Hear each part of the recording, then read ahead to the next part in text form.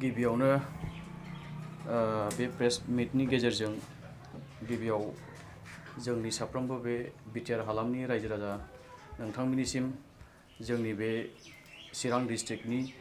एक्स एनडिपि welfare एसोसिएशननि जानानै दिनै आफादगिरि महरै आं बयनिसिमबो जोंनि एसोसिएशननिफ्राय गाहाम हामलायनायखौ आं बावहरग्रोबाय। जों दिनै प्रेस मिट जोङो मानि थाखाय लानाय जादों बेयावहाय आं माखासे मोननैसो पइन्टखौ लानानै आं क्लियारिफिकेसन बा आं बुंथिलांनो होननानै आं दिनैनि जिनाखि प्रेस मिट जोङो एक्स एनडिपि वेलफेयार एसोसिएशननिफ्राय जोङो बेयाव जिरायनाय जादों। दा बेनो जाहैबाय उद्देश्यआ दा जोङो थांनाय 2020नि जानुवारियाव जिनाखि जोंहा मोनसे सान्थि सुक्ति जाबाय 27 तारिख जानुवारि 2020आव। दा जोंहा गोबां बेयाव क्लजफोर दङ। दा बेयाव जोङो बेखौ लोब्बा लाखिनानै दिनै फैबाय थानाय बिसायख'थि बिनि थाखायबो जोङो क्लियारिफिकेसन होनो थाखाय आङो आवगायदों। दा सिगाङावनो आङो बुंनो सानो जे जोंनि एक्स एनडिपि वेलफेयार एसोसिएशननि आं आफादगिरि जानानै दिनैहाय जोङो मोनसे सान्थि सुक्ति जानानै थांबाय। दा जोङो गोबां जोंहा दुखु खस्थ'आव दासिमहालागै जोङो दङ आरो जोङो जोंनि जिनाखि जोङो सुक्ति जाखांनायनि उनाव गभर्नमेन्टनिफ्राय जोंनि जेसेबांनाखि एक्स एनडिपिफोरनि थाखाय एक्स ग्रेसिया जोंनि रिहेबिलिटेसननि खोथा बेखौ होनांगौनि जोंहा दफायावनो दंखायो। दा बेखौ दिनैसिमहालागै जोङो मोननो हायाखै। दा बेखायनो बेखौ मोनफुंनो थाखाय जोङो मोनसे पलिटिकेल पार्टिजों जों लोब्बा थानानैहाय जोङो बेखौहाय मावलांनो थाखाय जोङो सानदों। दिनैहाय मोनसे बिसायख'थि फैगासिनो दङ जाय पलिटिकेल पार्टिया पावारखौ लानानैहाय दिनैहाय बे जिनाखि जोंनि एक्स एनडिपि वेलफेयार एसोसिएशननि जेसेबांनाखि जोंनि केडार्सफोर दङ दा जेनाखि माखासेया रिहेबिलिटेसनखौ मोनबाय माखासेया मोनाखै।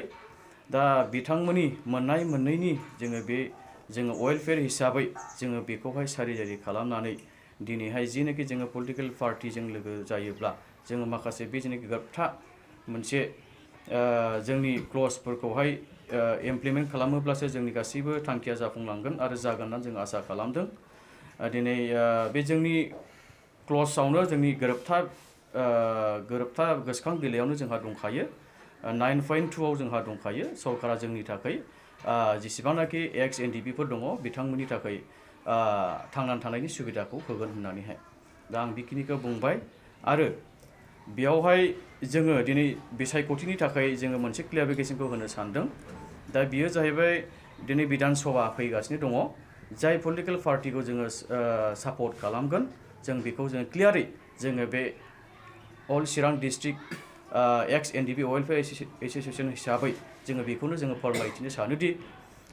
दा फैबाय थानाय बिधान सभायाव बिसायख'थियावहाय जोङो डाइरेक्टलि जोङो एक्स एनडिपि हिसाबै चिरां डिस्ट्रिक्टआव जेसेबांनाखि एक्स एनडिपि दङ जोङो बयबो जोङो मोनसे इउपिपिएल हानजाखौनो जोङो सापर्ट खालामगोन होननानै जोङो बेयाव टारगेट बा जोङो डाइरेक्टलि जोङो सापर्ट खालामनाय जाबाय। जिहेतु जोंनि बे क्लजफोरखौ मावफुंनो थाखाय गोबां जोंहा पलिटिकेल पावारनि गोनांथि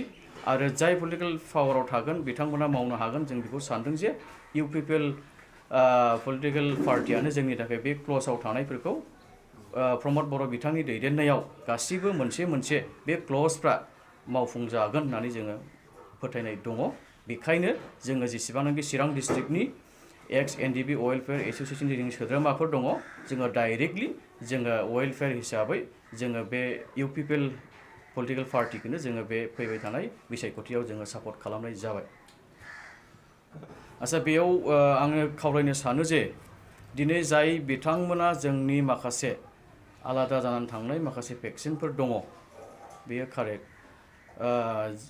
बिथांमोना बिपिएफ हान्जाखौ सापर्ट होनानै दं सोरबायाबा गुबुन मोनसे पार्टिखौ सापर्ट होनानै दङ। आं बिथांनिसिम खावलायनो सानो जे अल चिरां डिस्ट्रिक्टनि एक्स एनडिपि वेलफेयार एसोसिएशननि आफादगिरि जानानैहाय दा जोंनि जिनाखि गोरोबथा गोसोखां बिलाइखौ लानानै साननानै जेनाखि जोङो खामानि मावनांगौ दङ दा बेखौहाय बेखौ लानानैहाय आङो खावलायनो सानोदि दिनैहाय नोंथांमोनाबो जेबो उसुबिदा सानालासे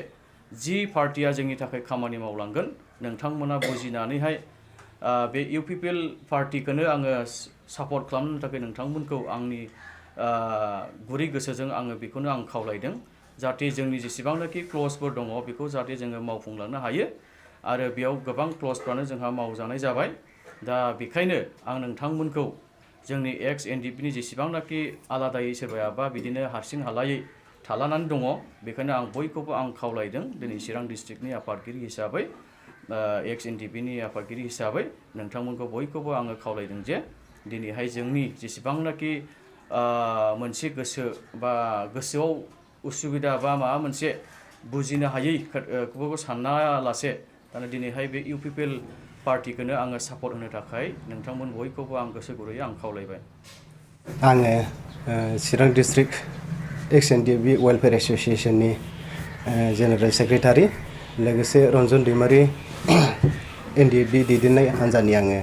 एक्स इनफरमेशन एन्ड पाब्लिसिटि सेक्रेटारिनि जानानैहाय आङो फंनैसो खोथा बुंनो सानदों। जायखिजाया जोङो बे फैगौ इलेक्सनाव जोङो आरोबाव खेबसेबाव इउपिपिएल हान्जाखौहाय जोङो देरहासार जानो थाखाय खालामनो थाखाय जोङो बयबो साखाफारा जादों आरो डाइरेक्टलि जोङो मदद होनाय जादों। एकमात्र माने इमप्लिमेन्टेसननि सार्थ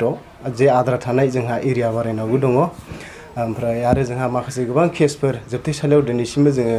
बरननो हायाखै बिथांमोनखौ बरननायनि सार्थनि थाखाय आरो गोग्गो मोनसे समाज दानायनि सार्थनि थाखाय जोङो बेफोरखौ सिन्था खालामनानै इउपिपिएल हान्जाखौ जोङो डाइरेक्ट मदद होनो थाखाय थिरांथा लादों। बेनिखायनो आङो बे मिडिया जे होनाय प्रेस रिलिज बिनि गेजेरजों आङो खावलायनो सानो रायजो राजाफोरखौबो नोंथांमोनखौबो साफ्रोमखौबो गोग्गो समाज दानायनि थाखाय इउपिपिएलखौहाय सापर्ट होनो थाखाय आङो खावलायनाय जाबाय।